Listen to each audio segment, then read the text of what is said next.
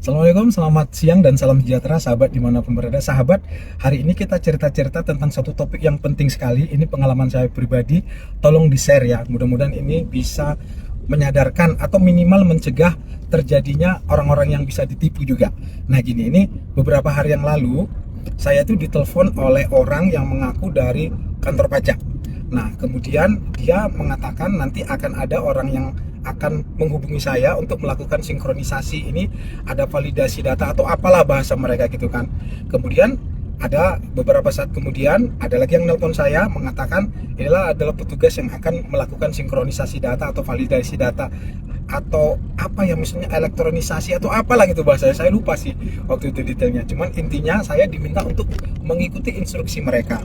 Dan saya tuh sebenarnya orangnya lumayan waspada tentang hal-hal yang begini kan, tapi meyakinkan sekali karena dia mengirimi saya WA, dikirimnya data ada seperti foto atau screenshot ya, di situ nama, tempat tanggal lahir, CV saya, nomor wajib pajak saya, segala macam itu ada lengkap sekali gitu. Jadi ini benar-benar membuat saya tambah yakin tentang cerita yang kemarin ribut-ribut tentang apa ya, data pribadi bocor itu ternyata memang benar.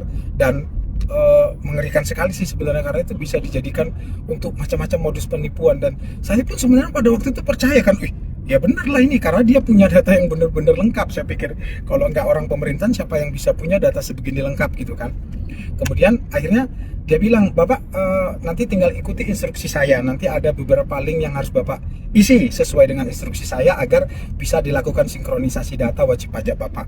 Oke, saya bilang, tapi saya ini sibuk sekali, saya bilang itu karena waktu itu memang saya syukurnya sedang diselamatkan Tuhan. Saya itu sedang melayani pasien, sehingga saya bilang saya nggak bisa, ini saya sedang sibuk sekali. Gini aja deh, saya datang besok. Dia bilang ini harus segera mungkin Pak. Bapak juga sudah kelewatan ini sebenarnya waktunya karena sudah lewat beberapa hari harusnya ini karena jumlahnya banyak. Kita akhirnya berupaya untuk melakukan apa istilahnya kayak jemput bola lah, langsung telepon secara online wajib-wajib pajak yang belum selesai datanya. Dia bilang gitu. Ya sudah, nanti saya usahakan secepatnya, saya bilang gitu.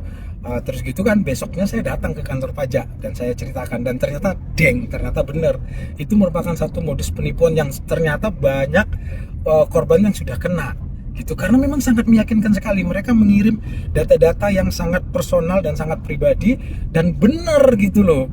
Jadi petugas pajaknya bilang seandainya tadi Bapak mengikuti, nanti mereka akan kirim ada seperti file yang web palsu gitu kan. Kemudian ada juga file APK, dari situ nanti Bapak akan diminta untuk mengisi segala macam lah, mungkin username, mungkin password, atau mungkin data-data pribadi yang mereka butuhkan. Dan kalau itu kita lakukan, langsung hilang semua rekening kita, habis tuntas tanpa sisa gitu. Jadi syukur sekali. Dan ternyata memang setelah saya mengalami itu, saya kan lihat-lihat juga cerita-cerita dan banyak yang sudah jadi korban dan modusnya macam-macam. Nanti ada yang menelpon mengatakan petugas Dukcapil lah misalnya, atau petugas BPJS tuh ada lagi kan. Makanya akhirnya, tapi karena saya sudah tahu apa ya pola penipuannya, saya akhirnya sudah mengerti. Kamu BPJS mana? Saya juga orang BPJS, saya bilang gitu. Akhirnya dia mati kutu lah, nggak bisa bicara lagi. Tapi intinya semoga pengalaman ini bisa menjadi pelajaran untuk kita semuanya. Yang pertama sekali, jangan langsung percaya kalau ada yang telepon itu segala macam, walaupun dia mengatasnamakan badan-badan atau institusi kenegaraan misalnya, yaitu BPJS kah, Dukcapil kah, atau dari kantor kelurahan, atau dari kantor pajak dan segala macam. Dan meskipun mereka sudah memberikan data yang mungkin membuat kita itu yakin, jangan langsung percaya, karena seperti saya katakan tadi, saya nggak tahu ini benar atau enggak ya, saya mohon maaf kalau salah, tapi kayaknya kalau saya pribadi saya yakin memang benar yang kemarin ribut-ribut tentang data pribadi warga negara Indonesia itu bocor, itu benar karena saya sudah melihat langsung itu yang dia kirimkan itu benar sekali. Bahkan PT klinik saya, CP klinik saya, namanya itu kan nggak banyak orang tahu karena namanya juga nggak pernah muncul dan aneh kan, dan dia punya itu. Jadi maksud saya, jangan mudah percaya meskipun meyakinkan, ada baiknya. Apalagi kalau kita suruh mengisi link, dan perhatikan kalau dikirim satu file itu apakah dia APK atau enggak. Kalau link ini .apk gitu misalnya, atau undangan .apk, atau data ini .apk, itu jangan sampai diklik, karena itu biasanya akan mengarahkan kita untuk ya tambah terjerumus untuk bisa dikuras rekeningnya. Itu sih yang ingin saya ceritakan, mudah-mudahan ini bisa bermanfaat. dan bantu share ya, agar jangan sampai jatuh korban lagi. Kasihan lah kalau sempat ada yang jatuh korban.